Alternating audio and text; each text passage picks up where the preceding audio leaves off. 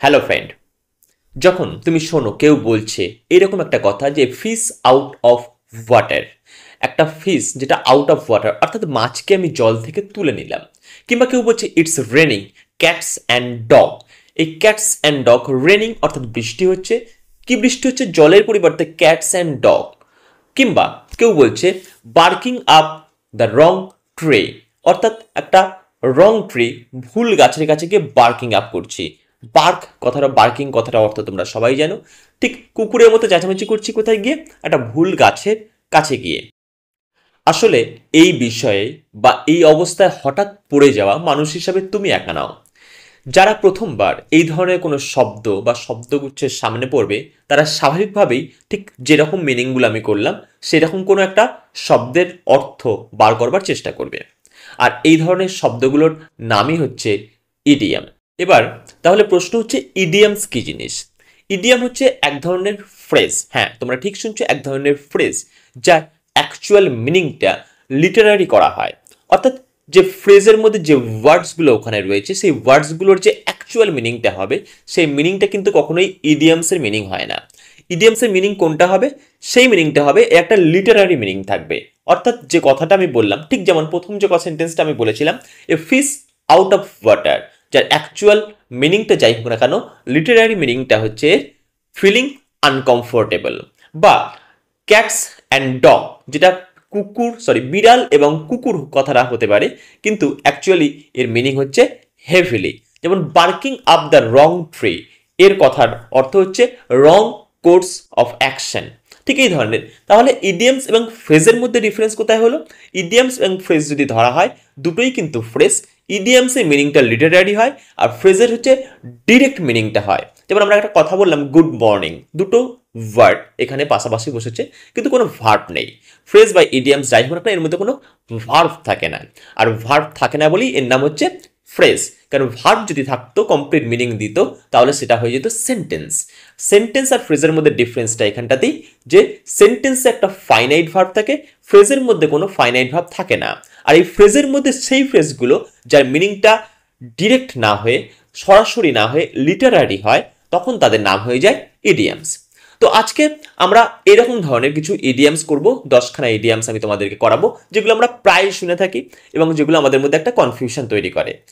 এবং সেগুলো করব মুখস্থ না করে, সহজভাবে কিভাবে তার লিটারারি মিনিংটাকে ধরা যায় সেই অবস্থাতেই তোমাদের শেখাবো, যেটা একবার দেখার পর তোমাদের আর কোনোদিনই তাকে বুঝতে বা কোথাও লিখতে বা বলার সময় ব্যবহার করতে কোনো রকম কোনো অসুবিধা হবে না। তো ভিডিও শুরু করবার আগে একটা কথা বলবো, চ্যানেলের ভিডিওটা সম্পূর্ণ মনোযোগ সহকারে দেখতে হবে, কারণ চ্যানেলের ভিডিওটা প্রচণ্ড একটা ইন্টারেস্টিং ক্লাসের ভিডিও হতে চলেছে। ইডিয়ামস খুবই ইন্টারেস্টিং জিনিস, পুরো ভিডিওটা ইন্টারেস্টিং থাকবে, তোমরা পুরোটাই মনোযোগ সহকারে দেখবে। এবং তার সাথে অবশ্যই বলবো, চ্যানেলে যদি তুমি নতুন এসে থাকো তাহলে অবশ্যই চ্যানেলটিকে সাবস্ক্রাইব করবে এবং নিজের বন্ধু বান্ধবদের সাথে শেয়ার করবে। আর অবশ্যই ভিডিও যেহেতু প্রচণ্ড পরিশ্রম করে তৈরি করি, তোমাদের জন্য নতুন নতুনভাবে ভাবনা চিন্তা করে তৈরি করি, তাই জন্য ভিডিওতে একটা লাইক আশা করতে পারি। আর ভিডিও কেমন লাগলো অবশ্যই তোমরা কমেন্ট করে জানাবে। ঠিক আছে, চলো শুরু করি আজকের 10খানা ইডিয়াম। তো আমরা সরাসরি চলে এসেছি ইডিয়ামসে। প্রথম দিকের কিছু ইডিয়ামস, যেটা খুব কমন ইডিয়ামস, তোমরা সাধারণত সবসময় দেখেছো, কিন্তু আমি বলছি শেষের দিকে, যত আমরা শেষের দিকে যাচ্ছি আস্তে আস্তে, 10টা ইডিয়ামসের মধ্যে শেষের 3খানা ইডিয়ামস আছে যেগুলো প্রচণ্ড অড টাইপের দেখতে এবং যার মিনিংটা প্রচণ্ড অদ্ভুত টাইপের হতে পারে। তো আমরা প্রথমে যেটা শুরু করবো সেটা হচ্ছে at the 11th hour. At the 11th hour এই কথাটা যদি আমরা একদম সাধারণ অর্থে মিনিং তৈরি করি, তাহলে 11টার সময়, পাক্কা 11টার সময়। কিন্তু একটা ঘড়িকে ভালো করে খেয়াল করে দেখো, এটা যদি 11টার সময় আমরা মিনিং করি তাহলে সেটা হয়ে যাবে একটা ফ্রেজের মিনিং, কিন্তু এটা অ্যাকচুয়ালি একটা ইডিয়ামস। কিরকম মিনিং হতে পারে? আমরা একটা ঘড়িকে যদি ভালো করে ফলো করি, তাহলে ঘড়ির কাঁটা 12টাতে গিয়ে শেষ হয়। 11 আওয়ার মানে জাস্ট একদম টাইমের এন্ডে। আর 1 ঘন্টা যদি আমরা পার করে যাই তাহলে বেজে যাবে 12টা। আর 12টা বেজে যাওয়া কথার অর্থ আমরা সবাই বুঝি একদম শেষ। তাহলে অ্যাট দ্য 11th আওয়ার কথার অর্থ হচ্ছে অ্যাট দ্য লাস্ট মোমেন্ট, একদম লাস্ট মোমেন্ট। তাহলে লাস্ট মোমেন্ট কথা যেটা আমরা বলি সেটা হচ্ছে অ্যাট দ্য 11th আওয়ার। কিন্তু এই কথাটার সাথে এই কথাটার কোনো মিল নেই, এটা হচ্ছে লিটারারি মিনিং। একটা যদি সেন্টেন্স ফরমেশন করি তাহলে কি হতে পারে? ইউ অলওয়েজ আস্ক, আমরা লিখি এখানে you always ask for my help at the 11th hour. অর্থাৎ তুমি সবসময় আমার সাহায্য চাও। কোন সময় সাহায্য চাও? অ্যাট দ্য 11th আওয়ার, মানে একদম শেষ মুহূর্তে, যখন তোমার শেষ মুহূর্তে চলে আসে তখন তুমি আমার সাহায্য চাও। বুঝে নিয়েছো অ্যাট দ্য 11th আওয়ার। চলো নেক্সট ইডিয়ামটা দেখি। তো আমরা চলে এসেছি আমাদের পরের ইডিয়ামসে। আমি বোর্ডে লিখেছি অ্যাট মাই উইটস এন্ড। এই উইটস কথাটাকে তোমরা ভালো করে ফলো করবে। এই উইটস এর পরে দেখবে একটা অ্যাপোস্ট্রফি দেওয়া আছে। হ্যাঁ, কথাটা কিন্তু অ্যাপোস্ট্রফি। অ্যাপোস্ট্রফি এই যে কথাটা, এই কথাটা কিন্তু কখনোই অ্যাপোস্ট্রফি এস নয়। কারণ অনেক সময় আমরা এই অ্যাপোস্ট্রফি দেওয়ার পরে তারপরে এস দি বলে আমরা অ্যাপোস্ট্রফি এস বলে কথাটাকে ব্যবহার করে থাকি, কিন্তু কথাটা কিন্তু অ্যাপোস্ট্রফি এস নেই, অ্যাপোস্ট্রফি এস, বা এখানে শুধু অ্যাপোস্ট্রফি, কারণ এস এর পরে অ্যাপোস্ট্রফি আছে। এই এস এর পরে অ্যাপোস্ট্রফি থাকার অর্থ কি? যেটা হচ্ছে প্লুরাল নাম্বারের সঙ্গে অ্যাপোস্ট্রফি যোগ করা হয়েছে। সিঙ্গুলার হলে অ্যাপোস্ট্রফি দিয়ে তারপরে আমরা এসটাকে ব্যবহার করি। তো অ্যাট মাই উইটস এন্ড, এই উইটস কথার অর্থ হচ্ছে বুদ্ধিমত্তা, যত রকমের বুদ্ধি আছে। উইটস ভালো করে দেখো, প্লুরাল আছে, তো প্লুরাল থাকার কারণে যত রকম বুদ্ধি আমার আছে সেই বুদ্ধির শেষ মাথায় এসে পৌঁছেছি। অ্যাকচুয়ালি এটা হচ্ছে আমরা এর ওয়ার্ড বাই ওয়ার্ড মিনিং করলাম, কিন্তু যখন আমাদের বুদ্ধি একদম শেষ, সমস্ত বুদ্ধি শেষ হয়ে যায় আমরা যখন বলি, তখন সেটাকে আমরা বাংলায় কি বলি? বিভ্রান্ত হওয়া। তো অ্যাকচুয়ালি তাহলে এই যে ইডিয়ামসটা হলো, এই যে ইডিয়ামসটা আমি লিখেছি বোর্ডে, এই ইডিয়ামসটার অ্যাকচুয়াল মিনিংটা মানে ইডিওমেটিক্যাল মিনিং কি হলো? বিভ্রান্ত হওয়া। ঠিক আছে, একটা সেন্টেন্স লিখেছি, this situation left me at my wits and. এই যে সিচুয়েশনটা, এই যে পরিস্থিতিটা আমাকে বিভ্রান্ত করে দিয়েছে। বোঝা গেল? চলো নেক্সট ইডিয়ামসটা দেখে নিই। এবার তোমরা বাম দিকে আমার বোর্ডটাতে দেখতে পাচ্ছ আমি লিখেছি at sixes and sevens. Sixes মানে ছয়গুলোতে এবং সাতগুলোতে। তো এটা বা কিরকম ধরনের কথা? ছয়গুলোতে এবং সাতগুলোতে যদি এর মিনিং করতে যাই, ছয়গুলোর প্রতি সাতগুলোর প্রতি, ঠিক এরকম ধরনের কোনো এই ফ্রেজটার কোনো মিনিং করা যাবে না। কিন্তু একটুখানি গুরুত্ব দিয়ে ভাবো। কি ভাববে? যে সিক্সেও আছে, সেভেনেও আছে, মানে এদিকেও আছে ওদিকেও আছে, ছয়ে আছে না সাতে আছে, বা সাতে আছে না ছয়ে আছে, বা কোনগুলোতে আছে আমি ঠিক বুঝতে পারছি না। মানে পরিস্থিতিটা কি? বিশৃঙ্খল। তাহলে এই সিক্সেস অ্যান্ড সেভেন্স যে জিনিসটা, যেটা দু রকম দিয়ে মিনিং করা হয়েছে, এবং ভালো করে ফলো করে দেখো দুটোই কিন্তু প্লুরাল রয়েছে, অর্থাৎ অনেকগুলো সিক্স অনেকগুলো সেভেন, মানে চারিদিকে ছড়িয়ে ছিটে থাকা। তাহলে এর অ্যাকচুয়ালি অর্থ আমরা বলতে পারি যেটা হচ্ছে বিশৃঙ্খলা। তাহলে সিক্সেস অ্যান্ড সেভেন্স এই ইডিয়ামসটার মানে হচ্ছে বিশৃঙ্খলা। তারপর সেন্টেন্স লিখেছি, everything in my room is at sixes and sevens. Everything সমস্ত কিছু আমার ঘরের মধ্যে এলোমেলো ভাবে ছড়িয়ে আছে, বিশৃঙ্খল ভাবে পড়ে আছে। এটা হলো এই অ্যাট সিক্সেস অ্যান্ড সেভেন্স ইডিয়ামটার মিনিং। তাহলে সিক্সেস অ্যান্ড সেভেন্স মানে বিশৃঙ্খল। চলো নেক্সট ওয়ান। এবার আমরা next idiom at arm's length. তাহলে হাতের দূরত্বে, আমরা এটাই ভেবে নেব সাধারণত অ্যাট আর্মস লেন্থ। সেন্টেন্সটাকে ফলো করো, she keeps him at arm's length. সে তাকে সবসময় হাতের দূরত্বে রাখে। আচ্ছা, এই যে মিনিংটা, এই মিনিংটাকে যদি আমরা ইডিয়ামের অ্যাকচুয়াল লিটারারি মিনিংটা না ধরতে পারি, তার মানে আমরা ধরে নেবো হাতের কাছে রাখে, আর্মস লেন্থ হাতের মধ্যে। কিন্তু অ্যাকচুয়ালি ডিস্টেন্সটা, এটা একটু ভাবার চেষ্টা করো, খুব গভীরভাবে ভাবলে হাতের ডিস্টেন্সে আর্মস লেন্থ, তার হাত যতটা ডিস্টেন্সে থাকে সেই লেন্থে রাখে, তাহলে সে কিন্তু কাছে আসতে দেয় না। এই যে ডিস্টেন্সে আমরা এইভাবে হাত দেখাই, আমরা কাউকে এইভাবে হাত দেখাই যে ব্যাস ওখানে থেকে যা, ব্যাস থেমে যা। এর কথাটা অ্যাকচুয়ালি অর্থ কি? এর অ্যাকচুয়ালি অর্থ হচ্ছে আমরা অ্যাভয়েড করি। আমরা যখন কোনো কিছু অ্যাভয়েড করি, তখন সেই অ্যাভয়েড করার অর্থই হচ্ছে আর্মস লেন্থ। যদি কাছে আসো হয়তো কাছে টেনে নিতাম, যে আর্মস লেন্থে কেন থাকবে, আরো কাছের লেন্থে আসবে, কিন্তু আর্মস লেন্থ, আর্মস লেন্থ এই যে কথাটা, মানে আমি কাউকে ডিস্টেন্সে থামিয়ে দিচ্ছি, সেটাই হচ্ছে সেন্টেন্সটা। দেখো, she keeps him at arm's length.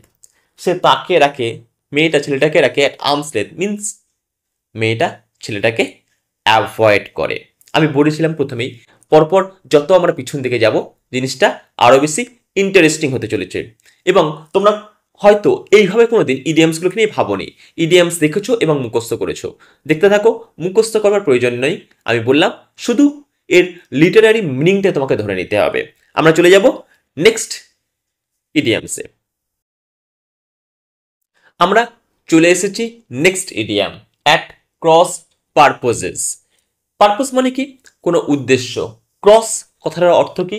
Cross মানে আমরা সাধারণত যদি একদম ড্রয়িং করি তাহলে এটাকে, তাহলে দেখো যদি এখানে ভালো করে ফলো করা হয়, একটা নিম্নগামী একটা ঊর্ধ্বগামী, মানে দুটো সবসময় বিপরীতমুখী। এই লাইনটা যেদিকে গেছে এই লাইনটা তার সেদিকে যায়নি, যদি সেদিকে যেত তাহলে ক্রস কখনোই হতো না। তাহলে ক্রস বা ক্রিস ক্রস আমরা বলে থাকি একটা অপরকে ঠিক ভিন্ন দিকে চলে যাওয়া। তাই এখানে এক ক্রস পারপোজেস কথার অর্থ আমরা তাহলে কি বলতে পারি? দুটো ভিন্ন ধর্মী, মানে একজন যা বলছে অন্যজন সেটা বুঝছে না, বা একজন যেটা বোঝাচ্ছে অন্যজন সেটা বুঝছে না, অন্য কিছু বুঝছে, তাহলে এটা আমরা বলতে পারি মিস আন্ডারস্ট্যান্ডিং। Misunderstanding. তাহলে ক্রস পারপাসে ক্রস যখন আসছে তখন সেটা হচ্ছে বিপরীত ধর্মী। তাহলে misunderstanding, they left each other at cross purposes. তারা একে অপরকে ছেড়ে গেছে অ্যাট ক্রস পারপোজেসের জন্য। কিসের জন্য? মিস আন্ডারস্ট্যান্ডিং এর জন্য। তাহলে এটা বুঝতে পারলে খুব সহজ ছিল, কিন্তু যদি এইরকম ভাবে না বোঝো তাহলে দেখবে তোমার কাছে এই ইডিয়ামসটা অনেক বেশি কঠিন লাগবে। ইন্টারেস্টিং লাগছে তো? চলো নেক্সট সেটটা দেখি।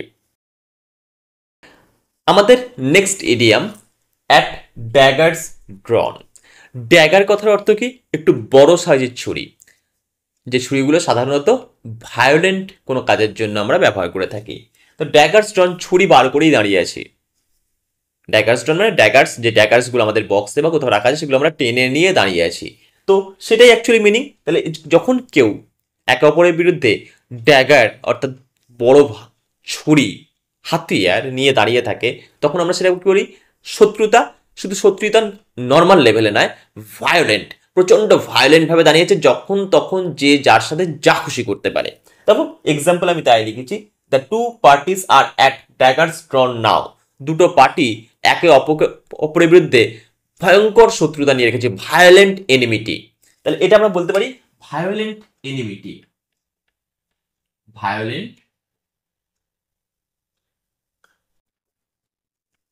মানে প্রচন্ড লেভেলের শত্রুতা, যে লেভেলের শত্রুতাটা এমন লেভেলে পৌঁছে গেছে যেটা যে কোনো সময় কোনো মারপিট লাগিয়ে দিতে পারে, খুনোখুনি হয়ে যেতে পারে। আর এখন এই সেন্টেন্সটা একদমই সত্যি, কারণ এখন ইলেকশনের টাইম, সবাই ড্যাগার্স ডন কন্ডিশনেই রয়েছে। তাহলে ড্যাগার্স ডন মানে তোমরা বুঝে গেলে, খুব সহজ ছিল। ছুরি বার করে দাঁড়িয়ে থাকা একে অপরের বিরুদ্ধে, মানে শত্রুতা, অবশ্যই ভায়োলেন্ট। নেক্সট চলো আমরা চলে যাই নেক্সট ইডিয়ামসে।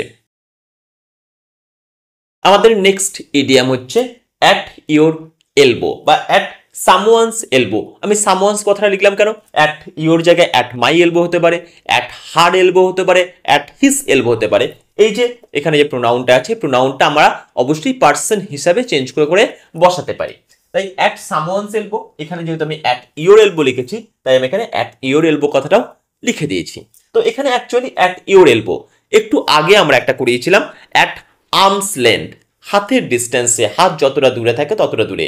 এবার এই আর্মস থেকে এলবো পৌঁছে গেল, যতটা আমি অ্যাভয়েড করেছিলাম এটা কিন্তু আরো অনেক বেশি ক্লোজ হয়ে গেল। ক্লোজ হয়ে গেল, এই যে ডিস্টেন্সটা ছিল আর্মস লেন্থে, আর্মস লেন্থ থেকে আমার এলবো লেন্থ অর্থাৎ কনুয়ে লেন্থে চলে এলো, মানে যাকে আমি দূরে রেখেছিলাম সে আমার অনেকটা কাছে চলে এলো। তাহলে এর মিনিংটা অ্যাকচুয়ালি তাই, এর মিনিং হচ্ছে actually close, at your elbow.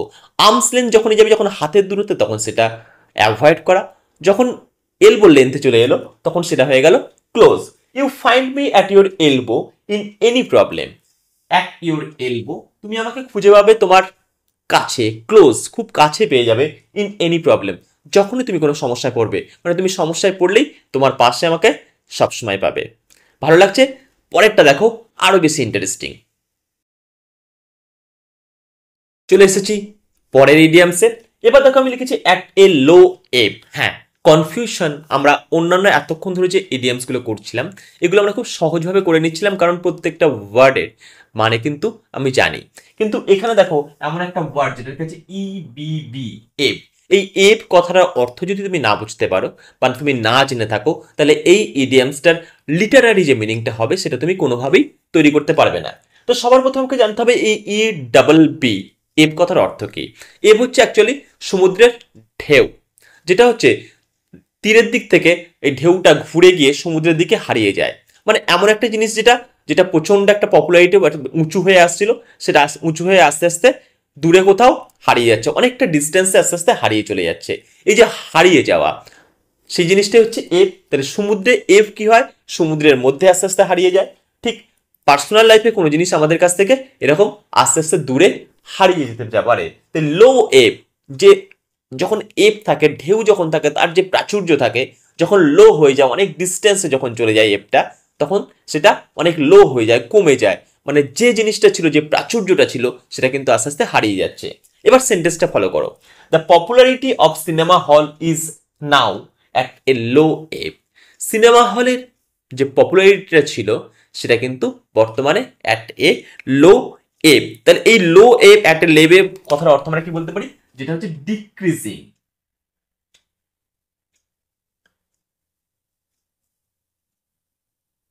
SING, decrease হয়ে যাওয়া, বুঝতে আচ্ছা থাকে। DECREEASING।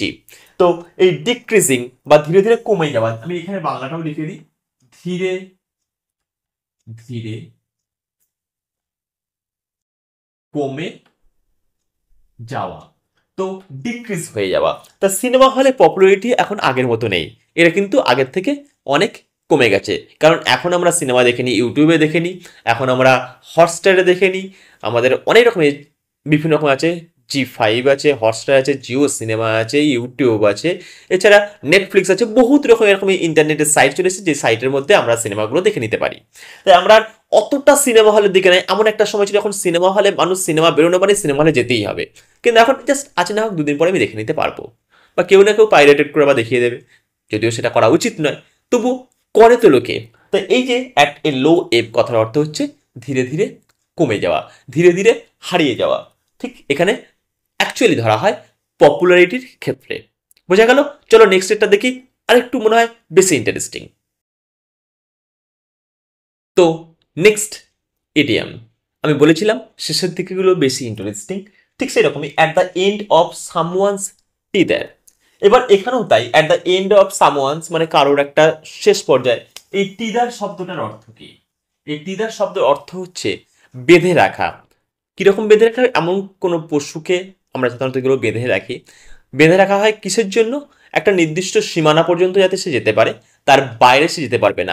আমরা কুকুরের গলায় চেন দিই, আমরা গরুর গলায় দড়ি পরাই, কেন পরে? যাতে সে বেশি ডিস্টেন্স পর্যন্ত না যেতে পারে, একটা নির্দিষ্ট সীমানা পর্যন্ত যাবে, তারপরে আর সে যেতে পারবে না। তাহলে এখানে অ্যাকচুয়ালি হচ্ছে এই টিদার হচ্ছে অ্যাকচুয়ালি রেস্ট্রিকশন, আমরা বলতে পারি রেস্ট্রিক্ট। টিদার কথা অর্থ হচ্ছে রেস্ট্রিক্ট করা। অ্যাকচুয়ালি টিদার কথা অর্থ কিন্তু বেঁধে রাখা, আমি সেটাকে বললাম লিটারারি নিয়ে আসার জন্য বললাম রেস্ট্রিক্ট করা বা রেস্ট্রিকশনে রাখা। তাহলে কোনো ব্যক্তির শেষ যেটা রেস্ট্রিকশন, লিমিট, যেখানে রেস্ট্রিকশন মানে এতটাই লিমিট। আমরা যখন দড়ি দিয়ে কাউকে বেঁধে রাখি তখন সেই একটা লিমিট পর্যন্ত যাওয়ার কথা থাকে, যে লিমিট পর্যন্ত তার যাওয়ার কথা থাকে সেটাই তার লিমিটেশন হয়। তাহলে সেই পর্যন্ত তার রেস্ট্রিকশন অর্থাৎ লিমিটেশন। তাহলে at the end of someone teether মানে at the end of someone's limitation. He is at the end of tether to spend. End of his, এই যে someone ছিল, আমি আগেরটাতেও যেমন বলেছিলাম someone ছিল, সেই someone থেকে আমি নিজের ইচ্ছা মতো প্রোনাউনটা বসালাম, কারণ এখানে হি ছিল, সেই অর্থে আমি বসালাম his. He is at the end of his tether to spend, মানে তার আর্থিক অবস্থা একদম শেষ পর্যায়ে চলে এসেছে, লিমিটেশন শেষ, আর খরচা করার মতো তার কোনো ক্ষমতা নেই। এটা মেনলি এই ধরনের ক্ষেত্রে ব্যবহার করা হয়। তাহলে কোনো কিছু, বিশেষ করে আর্থিক ক্ষমতা শেষ বোঝানোর জন্যই লেখা হয় at the end of his teether, at the end of someone's teether. চলো লাস্ট ওয়ান আজকে দেখব, এটাও যথেষ্ট ইন্টারেস্টিং, যথেষ্ট নয় প্রচুর ইন্টারেস্টিং। তোমরা লিটারেরি মিনিংটা দেখো ধরতে পারো কিনা। তো আমরা চলে এসেছি আমাদের শেষ ইডিয়ামসের, আজকে ক্লাসের শেষ ইডিয়ামস। ইডিয়ামসগুলো শেষ করার আগে তোমাদের বলবো, মনে হয় তোমাদের ইডিয়ামসের ক্লাস অতটাও ভালো লাগেনি, কারণ লাগলে তোমরা অবশ্যই একটা লাইক করতে, আর যদি ভালো লেগে থাকে তাহলে এখনই লাইক করে দাও। আর কমেন্ট বক্সে তোমরা কিন্তু কমেন্ট করতে কখনোই ভুলে যেও না যে আমার এই ইডিএমস এর ক্লাসগুলো তোমার কেমন লাগলো। সবচেয়ে বড় কথা, ইডিএমস এর ক্লাসগুলো আমি বললাম কারণ এরপরে আমি আরও অসংখ্য এরকম ধরনের ইডিএমস এর ক্লাস করাবো, যদি তোমাদের ইন্টারেস্টটা এক্ষেত্রে আমি দেখতে পাই। তোমরা কেমনভাবে আমার এই ক্লাসের প্রতি রিয়াক্ট করছো, বা তোমরা কতটা লাইক করছো, বা তোমরা কতটা কমেন্টস করছো, আর যারা যারা নতুন এসছো তারা সাবস্ক্রাইব করছো কিনা, সেগুলো দেখে যদি মনে হয় যে হ্যাঁ এই ক্লাস তোমাদের খুব ভালো লেগেছে, তাহলে অবশ্যই আমি এরপরে যত রকমের ইডিয়ামস হয় এরকম ধরনের পরপর ধাপে ধাপে আমি তোমাদের করাবো। ঠিক যেমনভাবে আমি ফ্রেজাল ভার্বের ক্লাসগুলো অলরেডি করিয়েছি এবং আরও কিছু কিছু ফ্রেজাল ভার্বের ক্লাস করাবো। ফ্রেজাল ভার্বকে মুখস্থ না করেও কত সহজভাবে ফ্রেজাল ভার্ব শেখা যেতে পারে, মুখস্থ করার প্রয়োজনীয়তা নেই, সেরকমভাবে আমি ফ্রেজাল ভার্বগুলো তোমাদের করিয়েছি। আর্টিকেল প্রিপোজিশন, ইংরেজি গ্রামারের অন্য সব সংক্রান্ত ক্লাসগুলোকে আমি খুব সহজভাবে তোমাদের মতো করে, যাতে তোমরা সহজে বুঝতে পারো, সেরকমভাবে আমি এই চ্যানেলে করিয়ে দিয়েছি। তোমরা চাইলে সেগুলো দেখে নিতে পারো। তো সাবস্ক্রাইব করে দাও, লাইকটা করে দিয়েছো আশা করি, আর কমেন্টস নিশ্চয়ই তুমি করবে। তো চলে আসি আমরা আজকের লাস্ট ইডিয়ামসে, ব্যাক টু স্কোয়ার ওয়ান। এটা ব্যাক টু স্কোয়ার ওয়ান মানে আমরা ফিরে গেলাম চৌকো কোনো বক্সে। স্কোয়ার জিনিসটা যদি আমরা একটা ড্র করি বা আঁকি, তাহলে সেটা হচ্ছে দেখতে কিরকম একটা চৌকো, যার সব দিকটা সমান, যার দৈর্ঘ্য এবং প্রস্থ এরকম ভাবে বলা যায় না, কারণ যার যতটাই দৈর্ঘ্য ততটাই প্রস্থ, এই জন্য এটা স্কোয়ার। তো ব্যাক টু স্কোয়ার ওয়ান মানে যদি স্কোয়ারটাকে আমরা ভালো করে ফলো করি, এদিকে যদি আমি যাওয়া শুরু করি, এদিকেও যাই, এদিকেও যাই, এদিকেও যাই, ঘুরে ফিরে সেই একই জায়গাতে আসবো, যেটা সাইকেলের ক্ষেত্রে হয়। কিন্তু সবচেয়ে বড় কথা হচ্ছে যেদিকেই যাই না কেন ব্যাপারটা কিন্তু একই। আমি ভাবলাম এই রাস্তা দিয়ে যাব, যদি এটা 10 সেন্টিমিটারের হয়, এদিকেও 10 সেন্টিমিটার, এদিকেও 10, এদিকেও 10, এদিকেই 10, তাহলে আমি যেদিকেই ট্রাই করি না কেন আমার সেই ব্যাপারটা কিন্তু সেই একই হবে। কোনো রকম ভাবে কোনো জায়গাতেই আমার কিন্তু কোনো রকম কোনো এক্সট্রা বেনিফিট আমি কিন্তু পাবো না, সব দিকেই সমান। তো এই back to square one, actually এই ব্যাক টু স্কোয়ার ওয়ানের আমাদের যে মিনিংটা হতে পারে যে আমি প্রচেষ্টা চালিয়ে গেলাম সব দিকটাতেই, কিন্তু ঘুরে ফিরে সে আমি একই জায়গাতে পৌঁছালাম। যদি এটা আমার স্টার্টিং হয় বা এইটা আমার যদি স্টার্টিং হয়, তাহলে এদিকে এদিকে এদিকে এদিকে ঘুরে ফিরে দেখলাম সব জায়গাতেই কোনো লাভ আমার হলো না, যা ছিলাম তাই হয়ে গেল। পাতি বাংলায়, সহজ বাংলা মানে ওই কেঁচে গন্ডুস করা, মানে যা ছিল ব্যাপারটা পুরো কেঁচে গেছে, পুরো ঘেটে গেছে, যা চেষ্টা করেছিলাম পুরো ব্যাপারটা ঘেটে গেছে আমার কাছে। তো এই কেঁচে গন্ডুস করা, কেঁচে গন্ডুসটাকে অনেকে আবার ভুল করে কেঁচো গন্ডুস বলে ফেলো না, কেঁচো এখানে নয়, কেঁচে গন্ডুস করা কথাটা মানে সবকিছু কেঁচে গেছে, ঘেটে ঘুটে একাকার হয়ে গেছে, সেই ব্যাপারটা। যেমন সেন্টেন্সটা আমি লিখেছি দেখো, all our unfair attempt of qualifying examination fail. পরীক্ষার হলে আমরা অনেক রকম প্রচেষ্টা চালিয়েছিলাম যে আনফেয়ার অ্যাটেম্পট, পড়াশোনা করে নিই, চেষ্টা করেছিলাম এইভাবে এইভাবে টুকলি করে যা হোক করে পাস করে যাব, এই যে অ্যাটেম্পটগুলো করেছিলাম সবকটা ফেল, কোনো লাভ হয়নি। And we are back to square one, আমরা অ্যাকচুয়ালি যা করেছিলাম সব কিছু কেঁচে গন্ডুস হয়ে গেছে, মানে সব ঘেঁটে খ হয়ে গেছে বাংলা ভাষাতে, রোড সাইড ল্যাঙ্গুয়েজে। তো এই ছিল আমাদের লাস্ট ইডিয়ামস। আশা করি তোমাদের ভালো লেগেছে। যদি ভালো লাগে যেগুলো বললাম অবশ্যই করো, like comment and subscribe and share যদি করে দাও, তাহলে অবশ্যই নেক্সট আবার আমরা এরকম ধরনের ইডিয়ামসের ক্লাস নিয়ে আসবো। এবং অবশ্যই চ্যানেলের অন্য ভিডিওগুলো নিশ্চয়ই দেখো সবাই। Thank you.